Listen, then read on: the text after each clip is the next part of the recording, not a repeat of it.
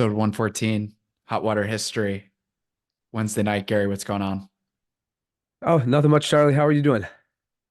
Good, man. I wanted to talk about this. You know how you have buy Gary a beer? Yeah.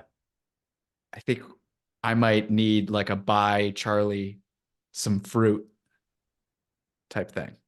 I'll Why are tell you you why. deficient Uh, in vitamin C, I am D? 100% deficient. I ate a blackberry Uh, yesterday Yeah. and I had one today. Uh-huh. It was like a leftover thing. Just one blackberry? They're like that big. It felt like eating into a blackberry for the first time again yesterday, which Whoa. is a magnificent feeling. And Why are you depriving yourself of fruit? Is it it's not intentional. Oh, I just mostly, I pretty much only eat meat and like bread on the weekend, but I'm super lacking in fruit and vegetables. Charlie, even I'm still a little too young to try to pander for a Balance of Nature sponsorship for the show. Yeah, but You're way too young for it. buy Charlie blackberries Okay. because I've been moved the last couple days by fruit since I think my body's been craving it, All and right. I haven't had any. Good. Fruit's good. Also, let's just get the sponsorship out of the way because we hate talking about them anyways. Tridentine Brewing, the St. Joseph beer on the feast day of St. Joseph, Uh-huh. special, I bet. I didn't have a Terror special, of Demons yesterday. special.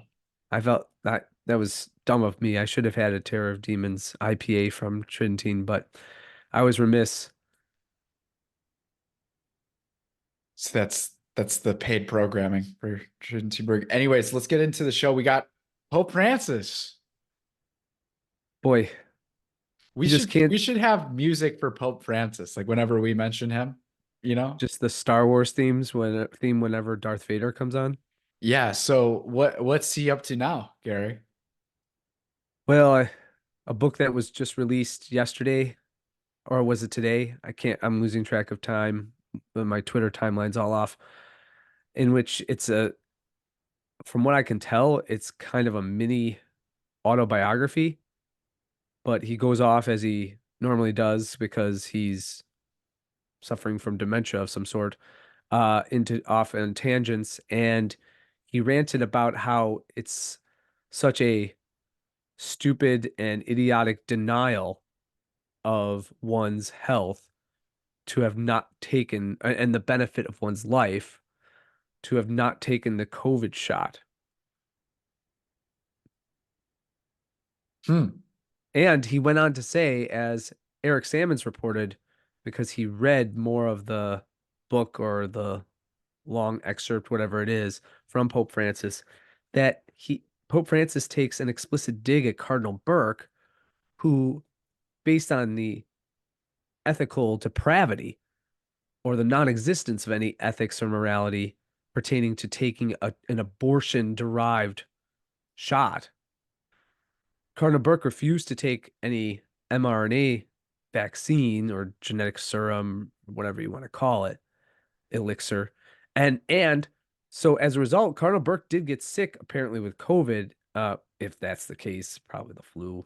But in any case, he got really sick and he was in the hospital, and it was thought that he was in near critical condition, if not critical condition. He takes a jab at Cardinal Burke and saying, "Oh, look, it's even some in the Episcopate were so pig-headed as to not take the jab, and they almost lost their lives." It's how much down the like ostrich hole, like digging your head into the sand, do you have to be to one at this point advocate or still be advocating for taking mRNA vaccines, the clot shots, and on top of that, stating that they were not just efficacious in protecting people, which they clearly were not, and they much more were the cause of much more harm, uh, in terms of both in terms of spiritual health and physical Okay, wellness. so can we talk But about this? Can we talk about this for a second? The abortion derived. Can you explain that? Yeah, the mRNA vaccines were developed from a stem cell line taken from the live kidney organ cells of a born alive Dutch girl in the 1970s. They're not just abortion tainted, they're derived from the killing of a Dutch baby girl, who, by the way, her kidney was extracted from her while she was alive. Her kidney tissue, at least, was extracted from her while she was alive. Now, can you think of anything more Moloch based than that? And they just kept it for that long?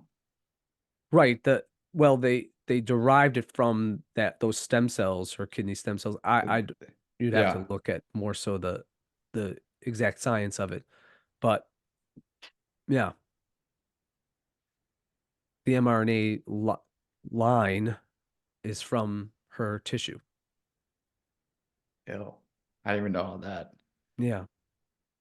So and and we should note too that and this is why all people should be much more concerned about this. You should when I don't know if you'd ever want to take a vaccine again. I mean, what would be the aim here? Because the entire health establishment has just discredited itself in ways that I don't think if they were doing it on purpose, they could possibly, or with any real intent, could have possibly discredited themselves any further.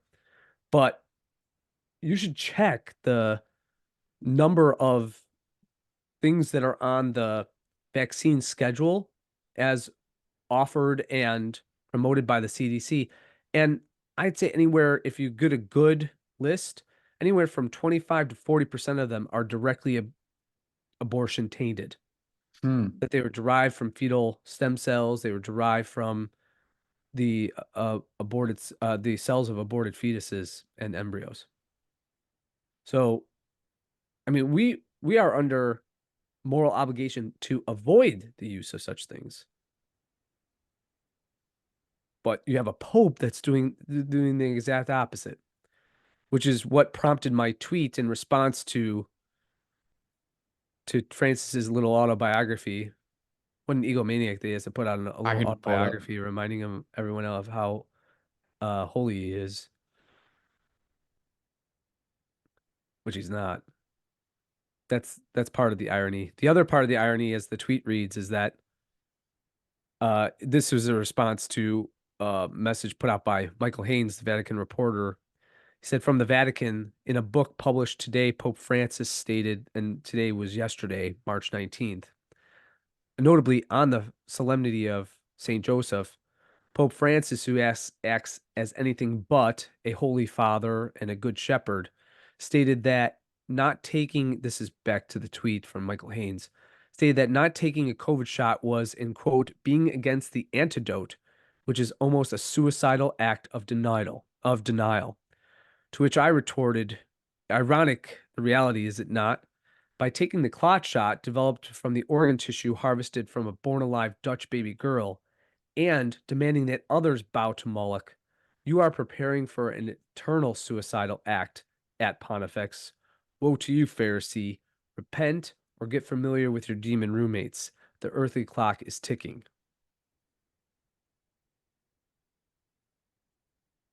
I got a couple likes.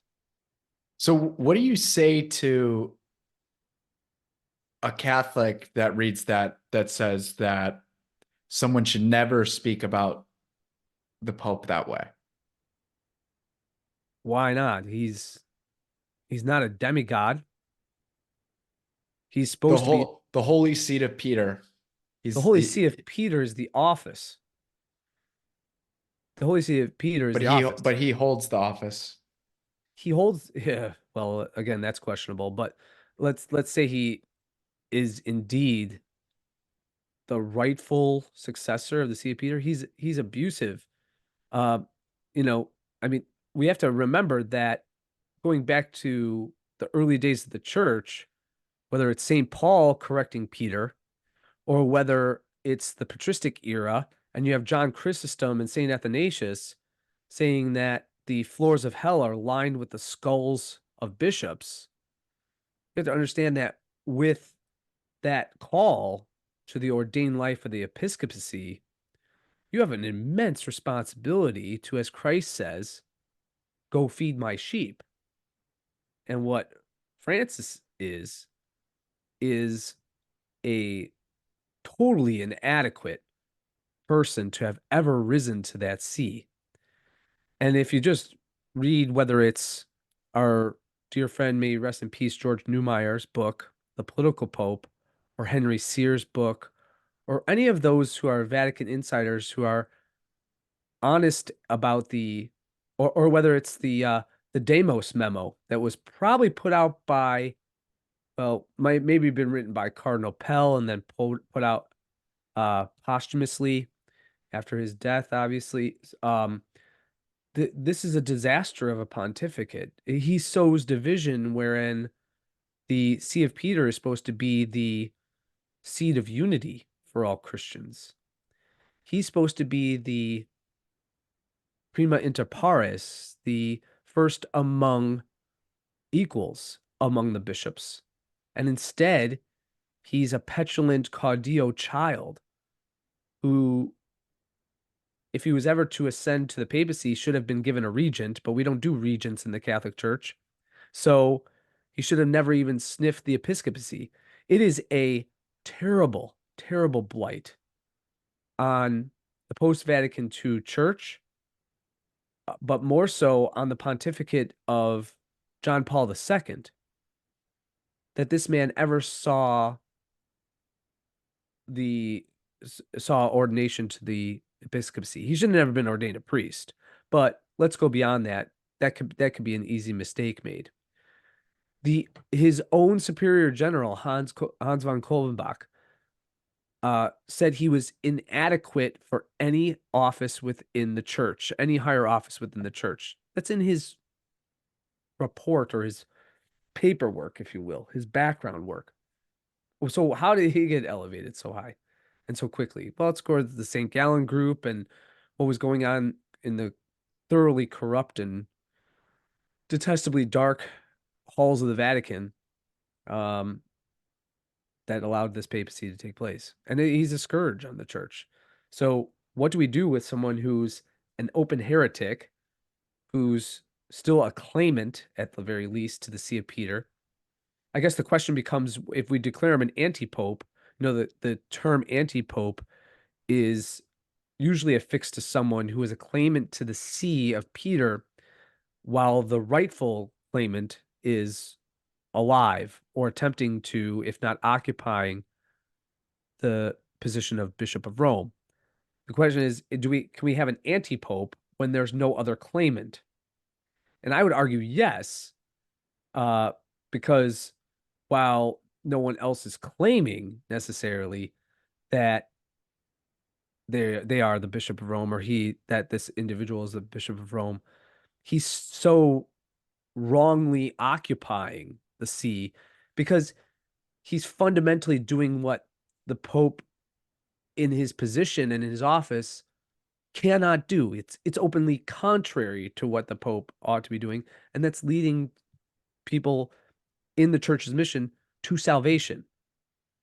When's the last time you heard about Francis talking about leading people to holiness, sanctification, and thus salvation? What? No. For him, salvation comes from demonizing prophet, as he does in these weird cartoons that are coming out in anticipation of World Youth Day or whatever next stupid thing is going on in the church. I don't know if you saw the one where he's riding a bicycle. As if, again, what is this with? We have to imagine that like Joe Biden can ride a bicycle and Pope Francis can ride a bicycle. The guy can barely walk. Okay, if that. He's always in his wheelchair. Okay, because the end is near. So we have to fathom that he's riding bikes with all these young people and they're riding toward, I don't know what it was, common good and away from profit. It's like, what? Again, Oh, that's just a climate change no, it's not propaganda. climate change. It's against capitalism. Yeah, but the bikes are a climate change. Oh, well, of course. Well, it's all wrapped up in neo-Marxism. So demonizing profit is wrapped up in that. So Yeah.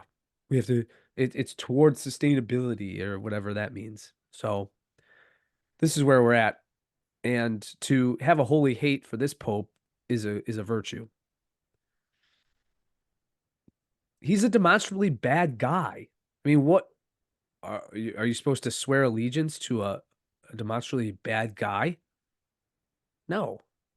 Especially again if he's failing to fill the role, the immense honor and privilege of being elevated to the See of Peter. I mean, think about the judgment that's on this man. Unless he repents and repents in metanoic 180-degree ways, and he has a very short time left to do this, he will burn in hell. He has to repent of these awful transgressions of leading souls astray into mortal sin, condoning such behavior, whereas his originalist predecessor died on a cross, hung upside down in defiance of the Emperor Nero for preaching that salvation had come through the one God man, Jesus Christ. Can you think of a starker contrast in individuals that held the same office? Yeah, I want to talk about this a little bit because Not to I'm on. mention the succession of popes that were martyrs or great minds and theologians. Gregory the Great with his immense holiness and sagacity.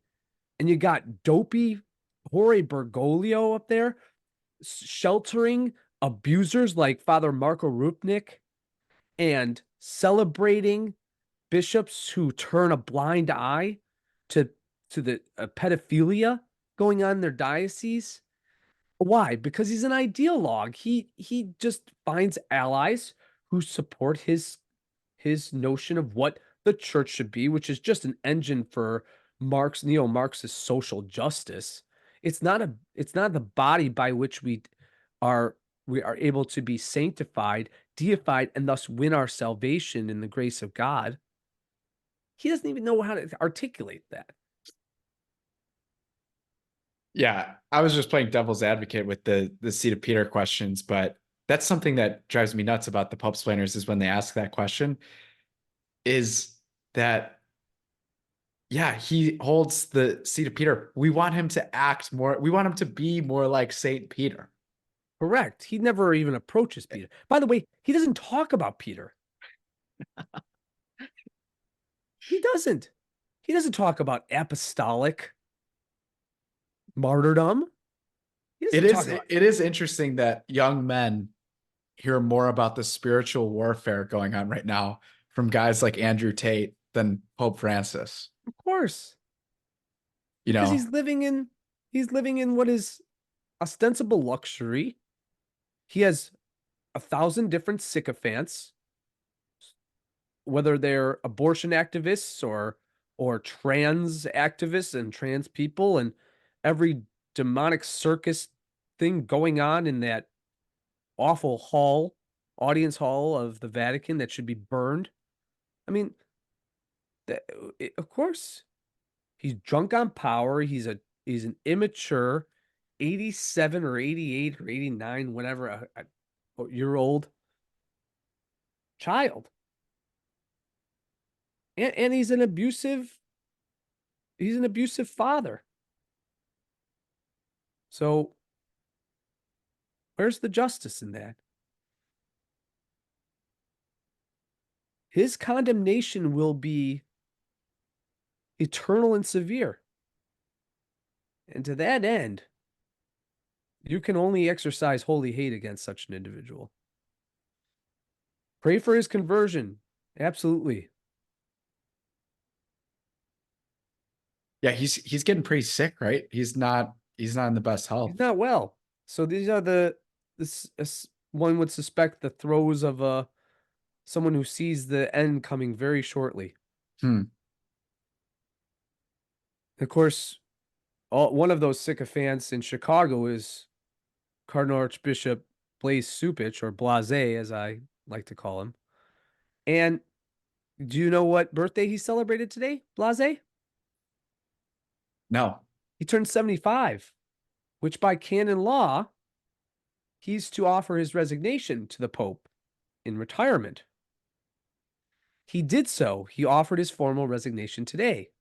Oh It's my up to the gosh. Pope to accept his resignation. Will he? I doubt it.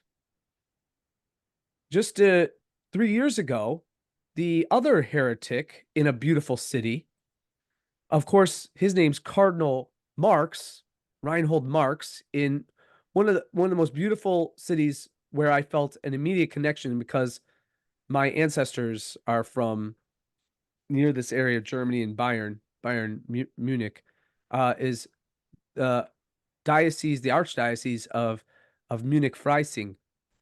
And Cardinal Marx, of course, who's a heretic in his own right, who's a squish, had offered his resignation, though he was short of the age of retirement. I believe now he's 73. Back then he was like 69 or 60 or 70. He offered his letter of resignation because all the scandals that were going on within his own diocese and his own inability, including what he called personal failures in response to the abuse. Francis insisted Francis refused to accept his resignation, and he's still the archbishop today of the once great Catholic, excuse, excuse me, once great Catholic city, truly beautiful Catholic city of Munich, where the church is being destroyed and torn apart by the synodal movement. So Blaze turned it's Blaze turned 75 today. today.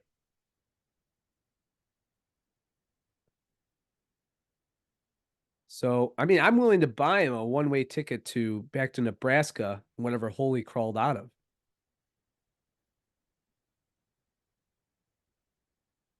Wow. But I would suspect that Francis will keep him in there as long as he can. Yeah, but my hopes are up. One can only hope. But also, does it get better, or do we go from Lori Lightfoot to Brandon Johnson? Like, is it just I don't know.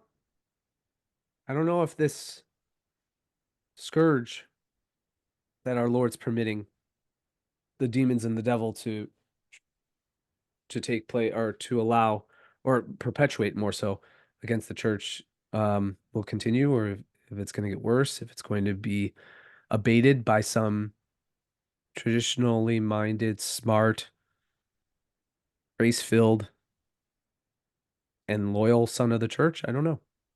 Sons of the church. yeah? Interesting time in history to be a Catholic. Very, very much so. It's a trying time. That all being said, when, as Jesus tells us, when we go into our inner room to pray,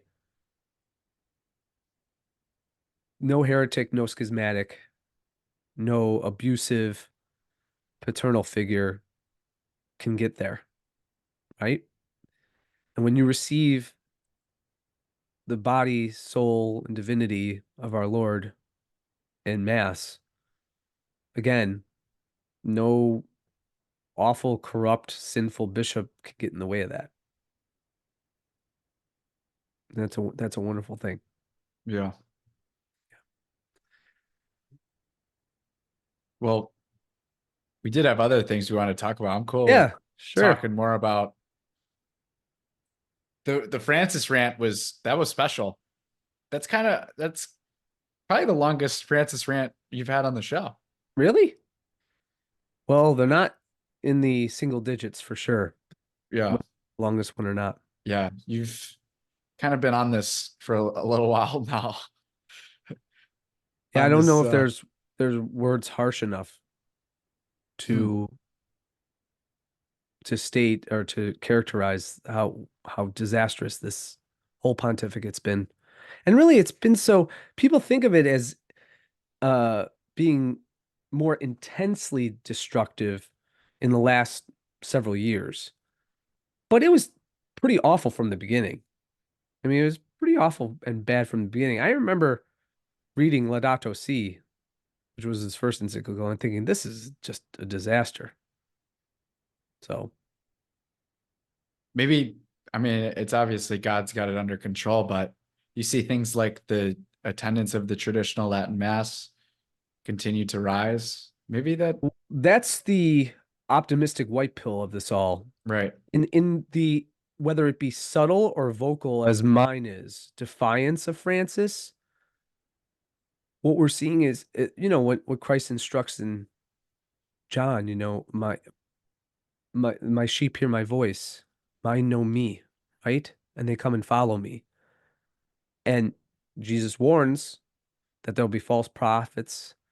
He reminds us in Revelation about all of the different false Christs that are going to, including the Antichrist, who might appeal to our general senses at first and seem alluring, but then, of course, we come to understand, and we, as adherent to his message, to his word, and then receiving him in the sacraments, and his grace in the sacraments, we grow in our attentiveness to that voice.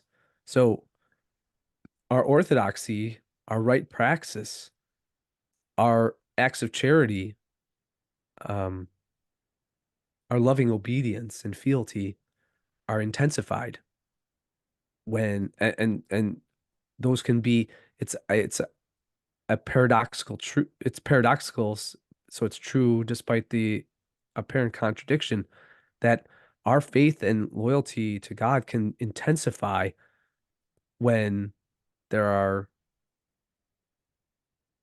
prominent challenges to it Yeah. or opportunities to go the other way. Yeah, that is the white pill. It is. It's in a way too. I mean, we talked about this, the psychology of it for us, given our dispositions. Mhm. It's almost, I won't say, I would love to just have a great faithful pope and a good, I mean, I loved Cardinal Francis George. I met him on several occasions. I was in Rome when his pallium was made on the feast day of Sant'Ignazio in Rome. I was there when it was made, or when it was for the sheep when they were blessed to make his pallium. I mean, I shared that photo with him and he was just elated.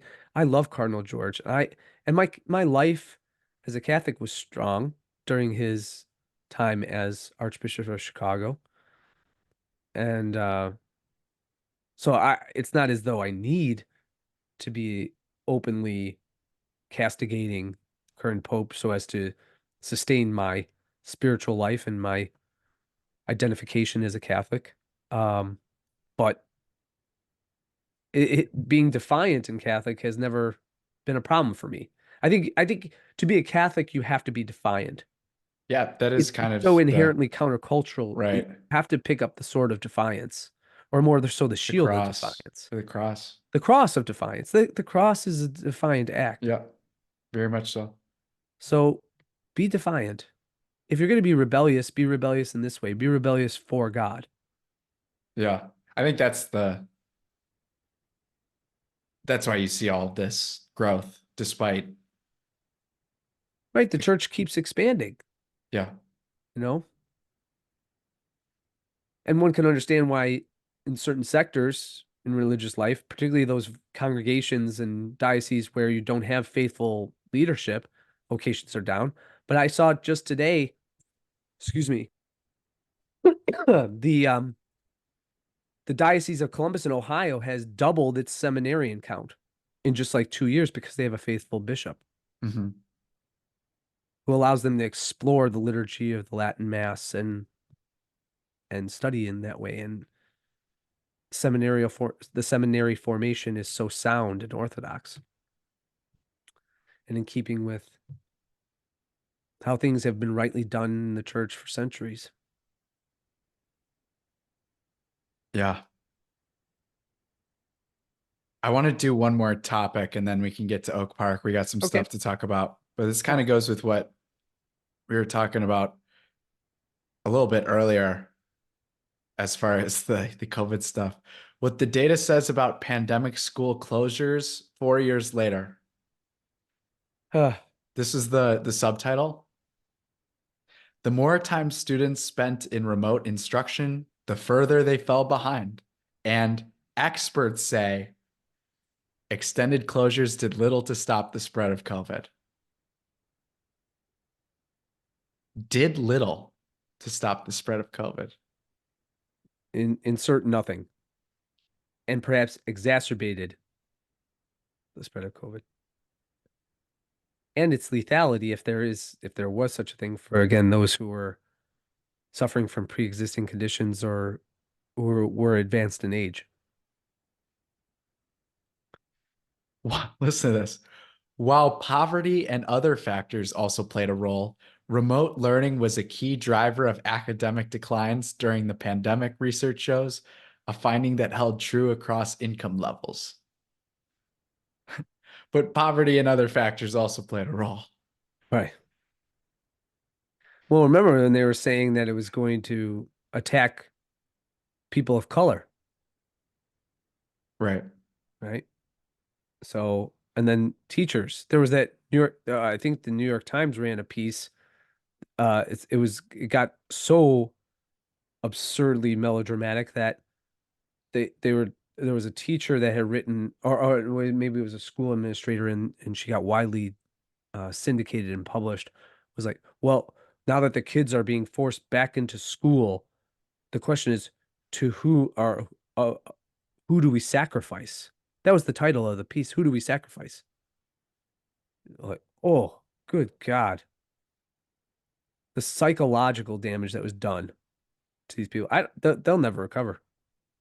The people that you see wearing masks around, you want to just say, all right, whoa.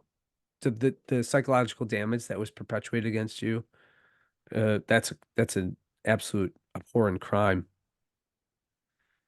because they're never going to recover. Yeah. And Jeffrey Tucker, I was listening to an interview with Jeffrey Tucker, who's the founder and CEO of the Brownstone Institute, who was right about this from the beginning. He saw everything from January of 2020 and saw how the lockdowns were counterintuitive, that they had no backing in science. It's amazing how you know what we're not hearing anymore? Well, we just followed the science. Because now even their science, even their worship and scientism is telling them, well, we have to admit a grave error here. But rather than just sort of admitting the grave error, what the journalists are doing now, just as others had done in the past when they started to roll back or offer pseudo apologies to the public for being anything but nonpartisan, is that they're saying, well, these were terrible effects, and we're really looking at the data now. But we were just impartial during the whole thing, and we're just being impartial right now. We're being just unbiased and principled reporters of what's transpired over the past 4 years. Are you joking? I mean, how they must think that and maybe this is true, maybe they're right about this. I don't know if this is in the science, but the memory span and the capability of recalling seminally important moments in one's life that transpired in society. I mean, they must think that the American and maybe even global attention span or memory span is like 40 minutes or 2 months. I mean, it's just absurd. But they're doing it. They're throwing it out there. We'll see if it works. Listen to this. Pandemic school closures offer lessons for the future. Through the next health crisis, though the next health crisis may have different particulars with different risk calculations, the consequences of closing schools are now well established, experts say. Oh yeah, the experts. Yeah, they're experts again. In the future, infectious disease experts said they hoped decisions would be guided more by epidemiological data as it emerged, taking into account the trade-offs. Right. Uh, Yeah, unless your name was on the Great Barrington Declaration, or your name is Koldorf, Bhattacharya, or Gupta, or anyone who was trying to advocate for the actual things that would help during a pandemic instead of the punitive and counterintuitive and anti-scientific lockdown and COVID protocol measures, you're no longer an expert. Yeah, You can't get the big ones wrong. the Great Barrington Declaration says more than a doctorate degree now. Of course it does. You know, But like if you were to choose a doctor, you'd be great.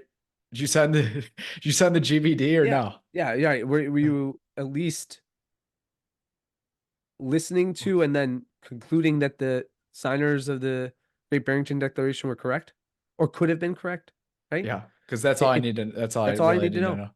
Yeah. Yeah. It's amazing too. Jeffrey Tucker, who I had mentioned earlier at the Brownstone Institute, has seen that both with Deborah Birx and Fauci. First of all, if you look at I guess through Freedom of Information Act, you can go back and see what Fauci's daily schedule was like in March of 2020 and then April and then How June is and that even out there? oh, well, you can ask for it because he was a government employee. You can look at his schedule because he was employed by the federal government in a federal agency. You can get that. And basically, he wasn't doing any of the science. He wasn't reading studies. He wasn't reading data. He was simply going on interviews. So it's the science who he's Dr. True Science. He wasn't even engaged in informing the media. The media was informing him. It was the exact opposite. And the real dastardly person in all of this is Birx, because she admitted in a recent book that she was just so pro lockdown and so much engaged in in practices and protocols that she knew was going to literally harm people and keep them susceptible to the virus. Why did she do this? And why did they come down so hard on the GBD doctors? Was because the GBD came out a month before they could get the vaccine news out and warp speed all available. And that's why they were so adamant. They wanted to make sure the vaccine played the central, if not primary role in because they were all being financed, as you know from Ron Paul's questioning of Fauci, they're all being financed by Pfizer and Moderna. So the timeline is so clear. And yet there was just such a desire to, like a Milgram experiment, just buy into what you had just seen on TV. Thankfully, again, we've mentioned this before. I wish you had had a website at the time so you could have written this stuff down, but thankfully I had hot water history so I could throw this stuff up. And from the very beginning, I was calling bullshit. So I'm a Tuckerite in that way. Well, Proud. I had a medium. I was And you had pretty your meet. Yes, that's right. So people can go back and consult that. I mean, it's all dated. It's all right. stamped, if you will, time stamped. I was really early. I was making calls back to your class. This is way before we even started writing the book. But like I was making comparisons between the war on drugs and the war on terror to the war on disease. Mm-hmm. Mm-hmm. Yeah. Like, And just because we weren't big, we were able to get it through. But think about the people who were big and they got censored. And then of course, I don't think we're gonna go into it on this episode, but we do maybe next episode have to talk about uh affirmative action Jackson on the Supreme Court. Um is that their name? no, her name's Ketanji Brown I, Jackson. Okay, nice job. That's not bad. So yeah, about how she during this case in which has been brought against Facebook by the state attorney of West Virginia and against the government, in fact, for coercing and censoring alternative opinion during COVID, right? And of course, affirmative action Jackson's up there saying, well, Isn't this going to hamstring power of the government to censor free speech? Wow. What an absolute kindergartner. Where was she during law school? Well, unfortunately, I bet she attended every class to come up with that theory.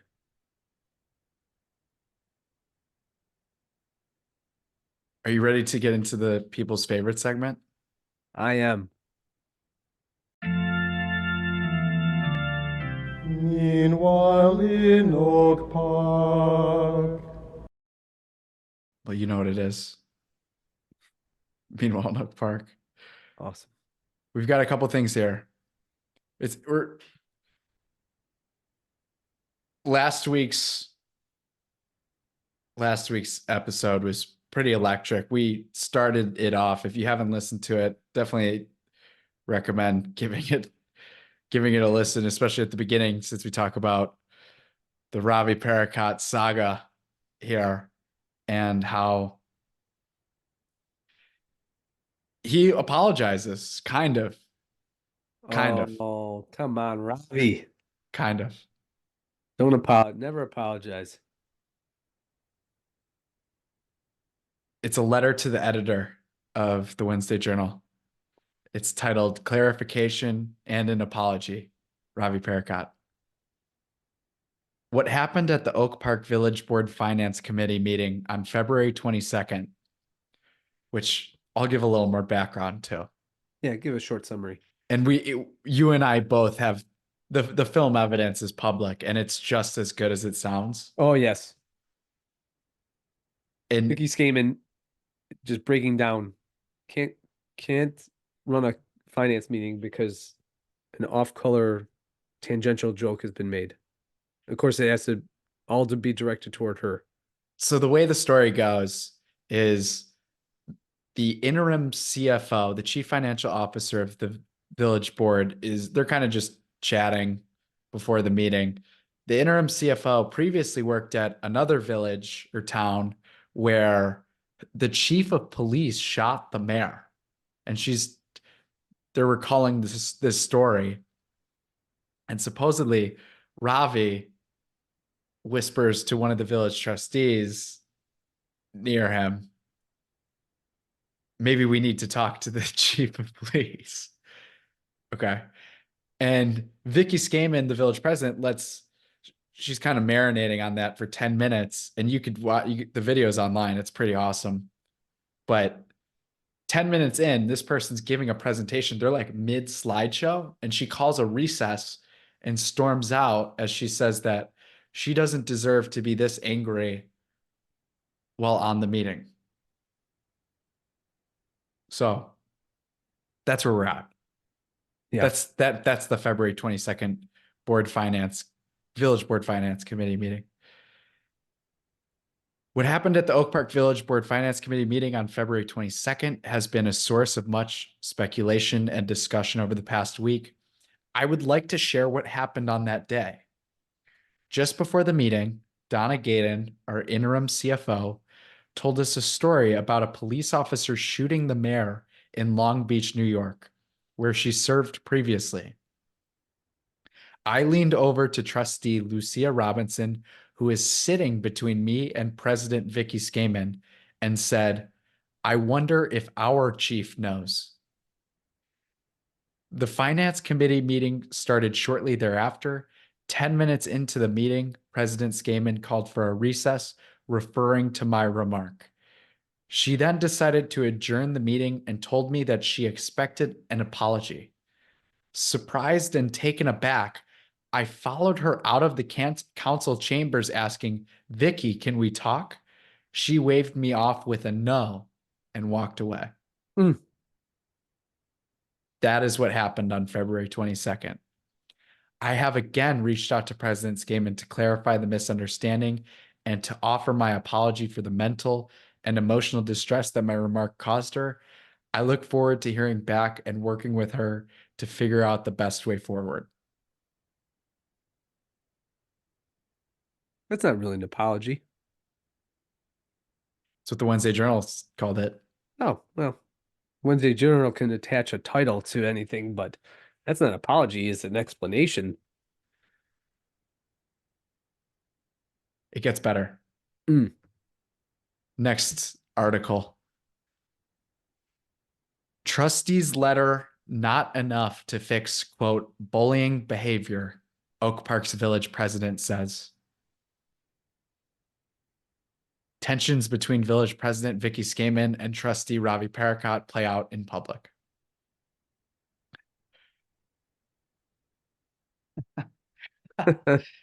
It's just so funny, all of it.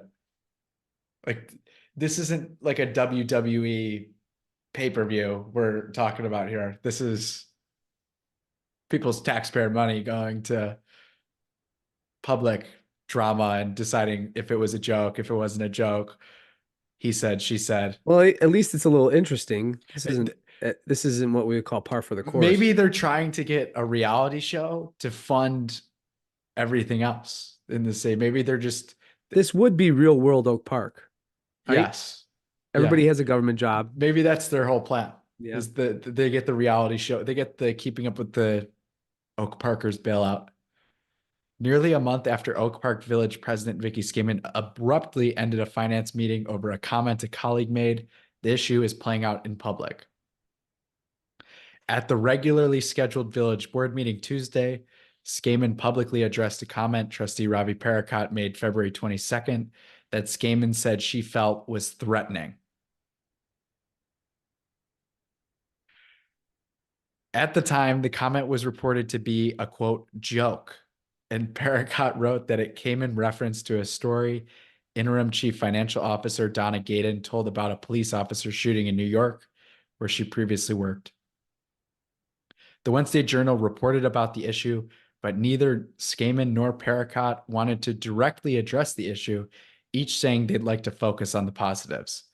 However, this week, Parakat wrote a letter to the editor, published in Wednesday Journal, in which he wrote that after Gaydon's story, he leaned over to trustee Lucia Robinson and said, quote, I wonder if our chief knows. The comment, which was not recorded by the village's system, left Skaman visibly startled. Individuals expressing support for Skaman said she was shaken by what was described as a, quote, joke, referring to gun violence or violence against women. Well, yeah, this is some, why, even if we take, let's just play Skaman advocate here. And I mean, why would he say that? I mean, what does that mean? Like, I wonder if our chief knows. I mean, I could understand why she would take it as like a not so funny, weird comment. Oh, yeah. No, I'm with you. Like, okay. So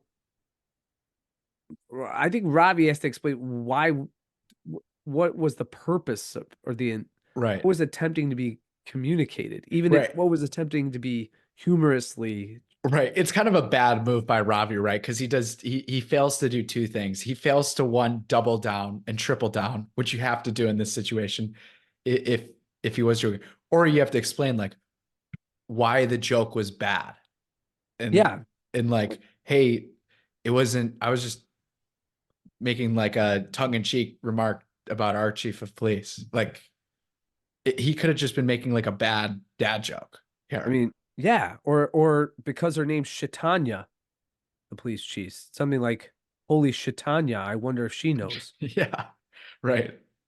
But I don't think he's lying at the very least. Yeah, right. So whether they're getting the words exactly right is kind of inconsequential, right? Yeah. The sentiment seems to be understood. Right. But Ravi does a poor job explaining, or maybe the Wednesday, I don't know. It sounds like it's the direct letter from Ravi, but he doesn't really explain. Yeah. What do you mean to convey? Yeah, he doesn't really explain. This is why Vicky Skaman shouldn't be offended by this. Right. Which makes the drama even more great. Correct. Because now you got a trustee. I mean, we're obviously huge Ravi guys, but now you got a village trustee who made a, not so subtle comments about shooting the mayor who Right. he's got to work with. Right. Okay. But the whole like violence against women or gun Oh, violence, yeah. like to act like if it was like a stabbing a man, Right. that it would be any different is just adorable. But anyways, Adorable. after Skaman adjourned the meeting early, Pericott said he asked her to talk and was, quote, waved off. He also wrote that he reached out to Skaman to clarify and apologize. At the March 19th board meeting, after his letter to the editor was published, Skaman publicly addressed the situation. The main character syndrome among these people, it needs to be studied. Yes. The fact that they all think that they're Kamala Harris Yes. at that level. Level of self-importance.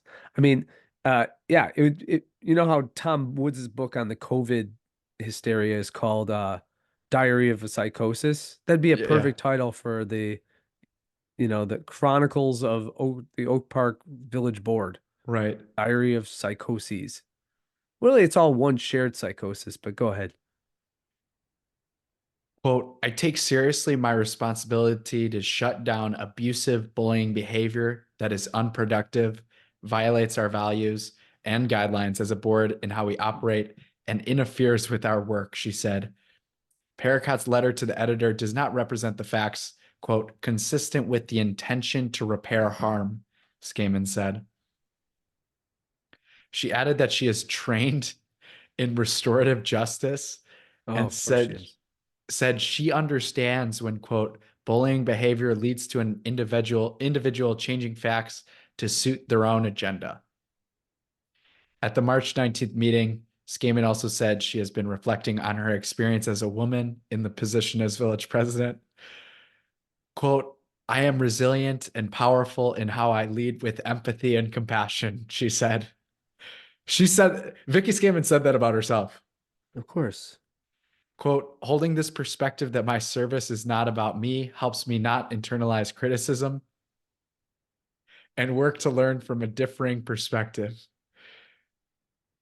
She said recent events have led to a, quote, less than productive environment. Less than productive? The How do you get government, less than zero? the government of Oak Park. She also said she does not want to hurt the reputation of Oak Park and does not take interviews with media organizations that intend to use quotes out of context. So basically just the ones they drew. The board is racially diverse and diverse in perspective, Skaman said, which she appreciates. She encouraged the trustees to be, quote, unapologetically themselves. Quote, we are 4-3 more often than in recent history, but I am of the opinion this leads to hopefully more of our residents feeling heard, she said. It has been a difficult time for her and her family, Skaman said, but she said she wants to ensure the board focuses on its goals. At the March 12th board meeting, trustee Susan Buchanan said she was surprised Skaman had not received an apology. She said one time she shot her mouth off at a meeting, but sent an apology email to her colleagues almost immediately, and then publicly apologized at the next meeting. I think you, our village president, deserves the same. Sorry, I think you, our village president, deserves the same from trustee Pericott, Buchanan said. Quote, I have again reached out to President Skaman to clarify the misunderstanding and to offer my apology for the mental and emotional distress. So it is kind of an apology. Mental and emotional distress that my remark caused her, Pericott said in his letter. I look forward to hearing back and working with her to figure out the best way forward. And that is meanwhile in Oak Park. what a bunch of hypersensitive, megalomaniac narcissists. But at least they're representative of their village that they're serving.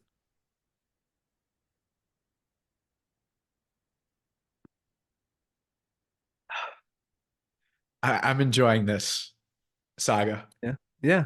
You don't Fun. get too many clickbait stuff from the Wednesday Journal. Some of the stuff you got to dig a little deeper at, Yeah. to make it funny. But I'm sitting on the edge of my seat, finding out next week if Robbie's gonna come back or if Yeah, it's almost as if the Wednesday Vicky's gonna Journal. be over it. She doesn't internalize criticism very much. She just storms out, and She internalizes microaggressions, but it takes her a month to regroup over yeah, comments. she's powerful and strong and resilient. Yeah. Yeah. I don't know how she got over this one. But Oh, she's a warrior, yeah. a real warrior. So with We that, need to bring back duels. No, oh my gosh. I don't actually believe that, but Yeah. I mean, just thinking about like the way things used to be done at political Mhm. disagreements versus, this type of stuff. Yeah. Did you know that when dueling was outlawed in the latter half of the 19th century across Europe, it became altogether fashionable. In fact, it was thought to be a prerequisite to get the noble or bourgeois woman of your choice to have a dueling scar that they were sometimes self-inflicted by men. So you see after governments systematically outlawed dueling, you'll see throughout Europe pictures at the time of men with dueling scars. Did you know that? No, Yeah. that A was like little a hot badge of history that was for like you. a badge of honor. Yes. Yeah. And it became such a badge of honor that it was, again, said to be like a mark that, in a sense, almost literally branded you as It was like a six pack. yeah, yeah, it was the six pack of the latter half of the 19th century. That's awesome. Yeah. Except some of them didn't look very good, but Right. I guess to women of the age, you were the bad boy. That's pretty cool. Yeah. Don't get any ideas, Charlie. No, yeah, that'd be a bad idea. I don't think I would do too well either. So, Would you cheat? no, absolutely not. Yeah. Absolutely I not. would I would cheat by just running away. Yeah, but they can still get you. If you cheat and lose, that's like a Not with a double. pistol. If you I cheat could get me with a if you pistol. cheat and lose, you got to deal with God after too, you know? Unless I thought dueling was It's a stupid. form of lying, I think. Oh, okay. So, Oh, yeah, running away from a duel lying. Hmm. I don't know about running away, but shooting the other Oh, person too cheating. early. Sure, sure. Oh yeah, that's terrible. That's what I mean. If Excuse you me. cheat and also miss and you get hit, that's just you're spending some time with demons after, Oh, for sure. you Yeah. know. Yeah, for sure. Meanwhile in Oak Park. All right. Well, hopefully next episode I'll be over this terrible cold and I won't have to hit the cough button so much. Yep, support our sponsor. We mentioned them earlier, Trinity Brewing, by Gary Beer. And last week until next week, it'll be Holy Week. So Yep. we're getting ready for Easter. Yeah. Well, enjoy. Be holy right. out there. All God right, bless. everyone. Peace. God bless.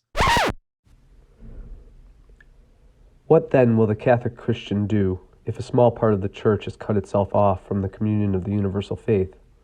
The answer is sure. He will prefer the healthiness of the whole body to the morbid and corrupt limb.